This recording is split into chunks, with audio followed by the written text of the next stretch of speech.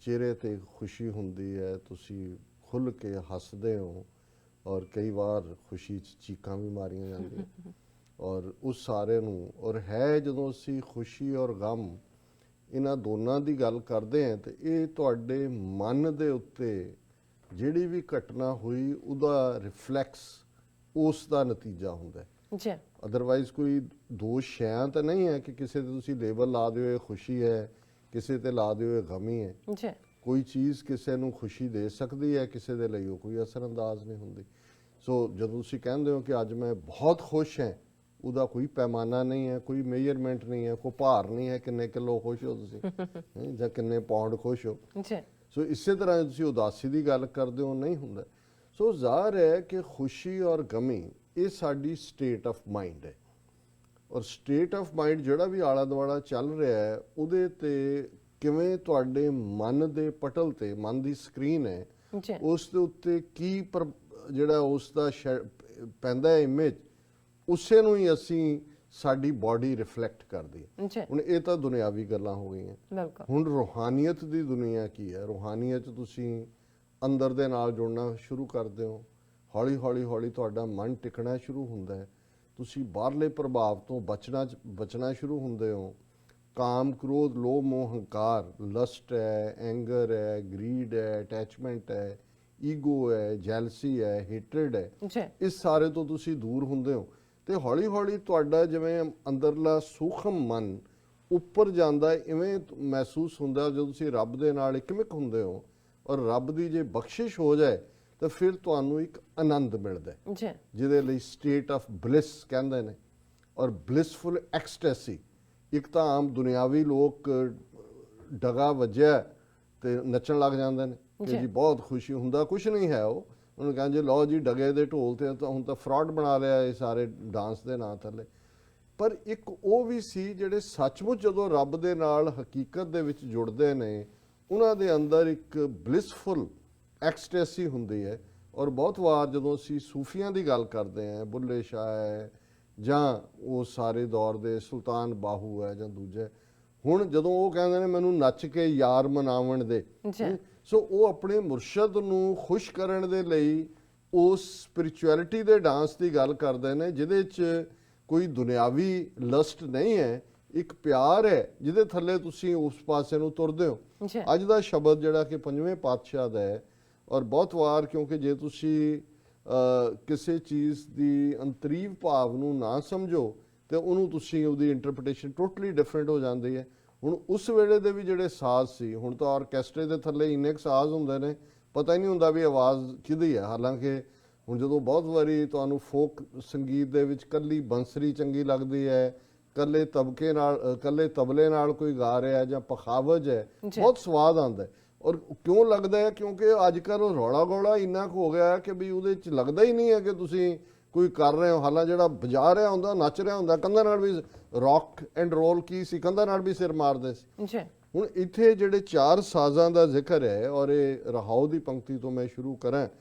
ਤੇਰਾ ਜਨ ਨਿਰਤ ਕਰੇ ਗੁਣ ਗਾਵੇ, ਰਬਾਬ, ਪਖਾਵਜ, ਤਾਲ, ਘੁੰਗਰੂ, ਅਨਹਦ ਸ਼ਬਦ ਵਜਾਵੇ। ਰਹਾਉ ਕਿ ਜਿਹੜੇ ਰੱਬ ਦੇ ਪਿਆਰ 'ਚ ਜੁੜੇ ਹੋਏ ਨੇ ਉਹਨਾਂ ਨੂੰ ਇਹ ਕੋਈ ਰਬਾਬ, ਪਖਾਵਜ, ਜਦੋਂ ਅਜੇ ਹੁਣ ਅੱਜ ਨੂੰ ਤਬਲਾ ਕਹਿੰਦੇ ਨੇ, ਇਹ ਦੋ ਪਾਰਟ ਹੈ, ਪਰ ਪਖਾਵਜ ਪੁਰਾਣੀ ਢੋਲਕੀ ਦਾ ਟਾਈਪ ਇੱਕ ਸਾਜ਼, ਇੱਕ ਪਾਸਿਓਂ ਤੰਗ ਇੱਕ ਪਾਸਿਓਂ ਵੱਡਾ, ਉਹਨੂੰ ਪਖਾਵਜ ਕਹਿੰਦੇ ਸੀ। ਉਦੋਂ ਪੁਰਾਣੇ ਪੀਰੀਅਡ, ਤਬਲਾ ਬਾਅਦ 'ਚ ਆਇਆ। ਰਬਾਬ, ਪਖਾਵਜ, ਤਾਲ। ਹੁਣ ਕਿਸੇ ਤਾਲ ਦੇਣ ਲਈ ਤੁਸੀਂ ਤਬਲਾ ਵੀ ਇਸਤੇਮਾਲ ਕਰਦੇ ਹੋ, ਤੁਸੀਂ ਹੱਥ ਦੇ ਨਾਲ ਵੀ ਬਹੁਤ ਸਾਰੇ ਸਿੰਗਰ ਜਿਹੜੇ ਨੇ ਐ ਕਰਨਗੇ, ਉਹ ਉਹਨਾਂ ਦੀ ਤਾਲ ਹੈ। ਤੇ ਘੁੰਗਰੂ, ਘੁੰਗਰੂ ਨਾਚ ਜ਼ਾਹਰ ਹੈ ਕੋਠਾ ਕਲਚਰ 'ਚ ਵੀ ਸੀ ਪਰ ਸੂਫੀਆਂ ਦੇ ਵਿੱਚ ਵੀ ਜਿਹੜਾ ਘੁੰਗਰੂ ਬੰਨ੍ਹ ਕੇ ਨੱਚਣ ਦਾ, ਕਿਉਂਕਿ ਉਹਦੀ ਆਵਾਜ਼ ਹੁੰਦੀ ਹੈ, ਉਹਦੀ ਵੀ ਇੱਕ ਤਾਲ ਹੁੰਦੀ ਹੈ। ਸੋ ਗੁਰੂ ਸਾਹਿਬ ਫਰਮਾਉਂਦੇ ਨੇ ਕਿ ਅਨਹਦ ਸ਼ਬਦ ਵਜਾਵੇ, ਕਿ ਜਦੋਂ ਤੁਹਾਡਾ ਮਨ, ਤੇਰਾ ਜਨ ਨਿਰਤ ਕਰੇ ਗੁਣ ਗਾਵੇ, ਕਿ ਰੱਬ ਦੇ ਬੰਦੇ ਲਈ ਜਿਹੜਾ ਨਾਚ ਹੈ, ਡਾਂਸ ਹੈ, ਉਹਦੇ ਗੁਣ ਗਾਣ ਹੈ, ਰੱਬ ਦੀ ਸਿਫਤ ਸਲਾਹ ਹੈ, ਰੱਬ ਦੀ ਇਬਾਦਤ ਹੈ। ਤੇ ਜਦੋਂ ਰੱਬ ਦੀ ਇਬਾਦਤ ਦੇ ਨਾਲ ਮਨ ਜੁੜ ਜਾਂਦਾ ਹੈ ਤੇ ਫਿਰ ਪਖਾਵਜ ਜਾਂ ਰਬਾਬ ਜਾਂ ਤਾਲ ਜਾਂ ਘੁੰਗਰੂ ਇਹ ਵਜਾਣ ਦੀ ਲੋੜ ਨਹੀਂ ਹੁੰਦੀ। ਇਹ ਅਲਟੀਮੇਟਲੀ ਤੁਸੀਂ ਉਹ ਜਿਹੜਾ ਤੁਹਾਡਾ ਬਲਿਸਫੁਲ ਆਨੰਦ ਪਿਆ ਮੇਰੀ ਮਾਏ ਸਤਿਗੁਰੂ, ਜਿਹੜਾ ਆਨੰਦ ਦੀ ਹਾਲਤ ਹੁੰਦੀ ਹੈ ਉਹਦੇ 'ਚ ਤੁਸੀਂ ਵਿਚਰ ਰਹੇ ਹੁੰਦੇ ਹੋ। ਔਰ ਇਸ ਦੀ ਸ਼ੁਰੂਆਤ ਹੈ, ਉਦਮ ਕਰਤ ਹੋਵੇ ਮਨ ਨਿਰਮਲ, ਨਾਚੈ ਆਪ ਨਿਵਾਰੇ, ਪੰਚ ਜਨਾ ਲੈ ਵਸਕਤ ਰਾਖੇ, ਮਨ ਮੈਂ ਏਕ ਓੰਕਾਰੇ। ਕਿ ਭਾਈ ਇਸ ਦੇ ਲਈ ਰੱਬ ਦੀ ਇਬਾਦਤ ਯਾਦ ਵੱਲ ਜਦੋਂ ਤੁਸੀਂ ਤੁਰਦੇ ਹੋ, ਉਦਮ ਕਰਦੇ ਹੋ, ਮਨ ਤੁਹਾਡਾ ਸਾਫ਼ ਹੁੰਦਾ ਹੈ, ਤੁਸੀਂ ਉਹਦੇ ਪਿਆਰ ਦੇ ਵਿੱਚ ਆ ਕੇ ਨੱਚਦੇ ਹੋ, ਤੁਹਾਡਾ ਅੰਦਰ ਚਾਅ ਦੇ ਵਿੱਚ ਹੁੰਦਾ ਹੈ, ਔਰ ਆਪਾ ਕੁਰਬਾਨ ਕਰਨ ਦੀ ਭਾਵਨਾ ਹੁੰਦੀ ਹੈ। ਪੰਜ ਜਨਾ ਲੈ ਵਸਕਤ, ਤੁਸੀਂ ਕਾਮ ਕ੍ਰੋਧ ਲੋਭ ਮੋਹ ਹੰਕਾਰ ਦੇ ਉੱਤੇ ਕਾਬੂ ਕਰ ਦਿਓ। ਪੰਜ ਇਹ ਜਿਹੜੇ ਚੋਰ ਨੇ, ਇਹਨਾਂ ਨੂੰ ਤੁਸੀਂ ਚੰਗੀ ਤਰ੍ਹਾਂ ਮੋਟੀਆਂ ਚੇਨਾਂ ਨਾਲ ਬੰਨ੍ਹ ਕੇ ਰੱਖ ਦਿਓ। ਮਨ ਮੈਂ ਏਕ ਓੰਕਾਰ ਹੈ, ਤੁਹਾਡੇ ਅੰਦਰ ਸਿਰਫ ਤੇ ਸਿਰਫ ਇੱਕੋ ਓੰਕਾਰ ਵਾਹਿਗੁਰੂ ਵਸਦਾ ਹੈ। ਔਰ ਇੱਕ ਬੜੀ ਜਿਹੜੀ ਕੀਮਤੀ ਗੱਲ ਅਕਸਰ ਅਸੀਂ ਸਮਝਦੇ ਨਹੀਂ ਹੈ, ਬਹੁਤ ਵਾਰੀ ਮੇਰੇ ਵਰਗੇ ਵੀ, ਅਸੀਂ ਜਿਹੜੇ ਬੈਠੇ ਇੱਥੇ ਗੱਲਾਂ ਕਰ ਰਹੇ ਹਾਂ, ਸਾਡੀਆਂ ਆਪਣੀਆਂ ਕਰਤੂਤਾਂ ਕੀ ਨੇ, ਪਰ ਗੁਰੂ ਸਾਹਿਬ ਨੇ ਫਰਮਾਇਆ ਕਿ ਬਈ ਪ੍ਰਥਮੇ ਮਨ ਪ੍ਰਬੋਧ ਹੈ ਆਪਣਾ, ਪਾਛੈ ਅਵਰ ਰਿਜਾਵੇ।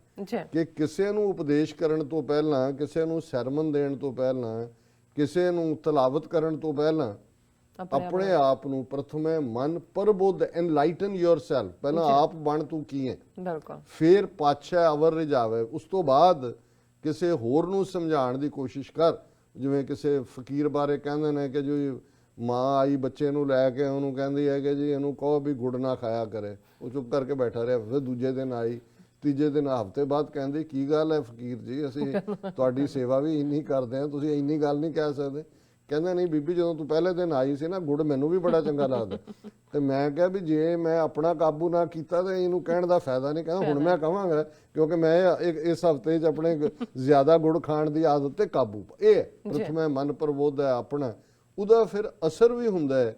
ਜਿਹੜੇ ਲੋਕ ਖੁਦ ਅਸਲੀ ਜ਼ਿੰਦਗੀ ਜਿਉ ਰਹੇ ਹੁੰਦੇ ਨੇ, ਰਾਮ ਨਾਮ ਜਪ ਹਿਰਦੈ ਜਾਪੈ, ਮੁਖ ਤੇ ਸਗਲ ਸੁਣਾਵੇ। ਕਿ ਭਾਈ ਉਹ ਸੱਚੇ ਦਿਲੋਂ ਰੱਬ ਨੂੰ ਯਾਦ ਕਰਨ ਵਾਲੇ ਲੋਕ ਜਦੋਂ ਲੁਕਾਈ ਨੂੰ, ਸਗਲ ਨੂੰ ਉਹ ਮੈਸੇਜ ਦੇਣਗੇ ਤੇ ਉਹਨਾਂ ਦੇ ਉੱਤੇ ਅਸਰ ਹੋਏਗਾ, ਉਹ ਵੀ ਰੱਬ ਦੀ ਯਾਦ ਜੁੜਨਗੇ।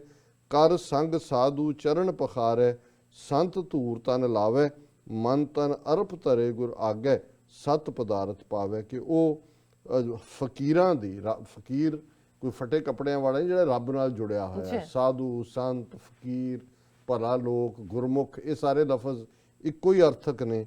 ਕਿ ਭਾਈ ਉਹਨਾਂ ਦੇ ਚਰਨਾਂ ਦੀ ਧੂੜ ਜਿਹੜੀ ਆ ਉਹ ਆਪਣੇ ਮਸਤਕ ਤੇ ਲਾਏ, ਆਪਣਾ ਆਪਾ ਗੁਰੂ ਦੇ ਅੱਗੇ ਰੱਖੇ, ਫਿਰ ਉਹ ਜ਼ਿੰਦਗੀ ਦੇ ਸੱਚ ਨੂੰ ਜਾਣਦਾ, ਪਾਉਂਦਾ।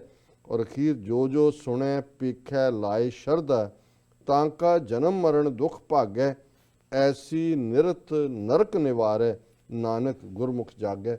ਪੰਜਵੇਂ ਪਾਤਸ਼ਾਹ ਫਰਮਾਉਂਦੇ ਨੇ ਕਿ ਜਿਹੜੇ ਵੀ ਸੱਚੇ ਦਿਲ ਦੇ ਨਾਲ, ਮੁਹੱਬਤ ਦੇ ਨਾਲ ਉਸ ਵਾਹਿਗੁਰੂ ਨੂੰ ਪਿਆਰ ਕਰਦੇ ਨੇ, ਉਸ ਨੂੰ ਦੇਖਦੇ ਨੇ, ਉਹਨਾਂ ਦੀ ਜ਼ਿੰਦਗੀ 'ਚੋਂ ਦੁੱਖ ਦੌੜ ਜਾਂਦਾ ਹੈ। ਮਤਲਬ ਜਿਵੇਂ ਮੈਂ ਸ਼ੁਰੂ 'ਚ ਕਿਹਾ ਸੀ ਕਿ ਦੁੱਖ ਔਰ ਸੁੱਖ ਕੋਈ ਦੋ ਸੈਟ ਆਫ ਰੂਲਸ ਨਹੀਂ ਨੇ, ਸਭ ਲਈ ਨੇ।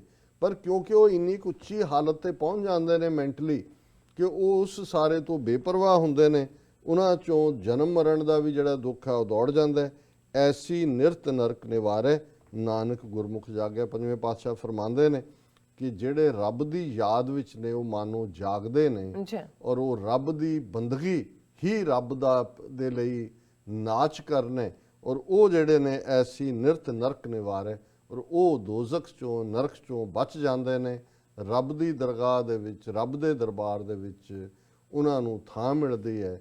ਔਰ ਜਿਸ ਨੂੰ ਗੁਰੂ ਸਾਹਿਬ ਨੇ ਫਰਮਾਇਆ, ਨਾਨਕ ਤੇ ਮੁਖ ਉਜਲੇ ਕੀਤੀ ਛੁੱਟੀ ਨਾਲ, ਕਿ ਉਹ ਵੀ ਰੱਬ ਦੇ ਦਰਬਾਰ 'ਚ ਉਜਲ ਚਾਨਣ ਵਾਲੇ ਮੁਖ ਦੇ ਨਾਲ ਜਾਂਦੇ ਨੇ, ਔਰ ਉਹਨਾਂ ਦੀ ਬਦੌਲਤ ਕਈ ਹੋਰਾਂ ਦਾ ਵੀ ਭਲਾ ਹੋ ਜਾਂਦਾ, ਭਾਵਤਾਰਾ ਹੋ ਜਾਂਦਾ। ਜੀ ਡਾਕਟਰ ਸਾਹਿਬ, ਤੁਹਾਡਾ ਬਹੁਤ ਬਹੁਤ ਸ਼ੁਕਰੀਆ। ਤੁਸੀਂ ਅੱਜ ਦੇ ਅਹਿਮ ਇਸ਼ੂ ਤੇ ਅੱਜ ਦਾ ਵਿਚਾਰ ਸਾਡੇ ਦਰਸ਼ਕਾਂ ਨਾਲ ਸਾਂਝਾ ਕੀਤਾ। ਅਸੀਂ ਆਪਣੇ ਵਿਊਅਰਸ ਕੋਲ ਲੈਣੇ ਇਜਾਜ਼ਤ। ਵਿਊਅਰਸ, ਸਾਡੇ ਪ੍ਰੋਗਰਾਮ ਦਾ ਸਮਾਂ ਇੱਥੇ ਸਮਾਪਤ ਹੁੰਦਾ ਹੈ। ਤੁਸੀਂ ਆਪਣੀ ਰਾਏ ਤੇ ਸੁਝਾਅ ਸਾਨੂੰ ਭੇਜਣਾ ਭੁੱਲਣਾ। ਸਾਡੇ ਇਸ ਪਤੇ ਤੇ soshtiv84.tv ਤੇ ਅਸੀਂ ਆਪਣਾ ਪ੍ਰੋਗਰਾਮ ਲੈ ਕੇ ਫਿਰ ਦੁਬਾਰਾ ਤੁਹਾਡੇ ਸਾਹਮਣੇ ਹੋਵਾਂਗੇ। ਤਦ ਤੱਕ ਲਈ ਮੈਨੂੰ ਤੇ ਪੰਡਾ ਸੁਣਾ ਗਿਆ ਦੋ। ਦੇਖਦੇ ਰਹੋ TV84।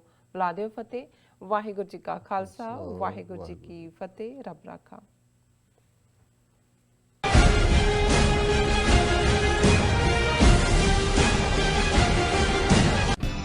ਕਦੋਂ ਤੱਕ, ਹਾਂ ਕਦੋਂ ਤੱਕ ਅਸੀਂ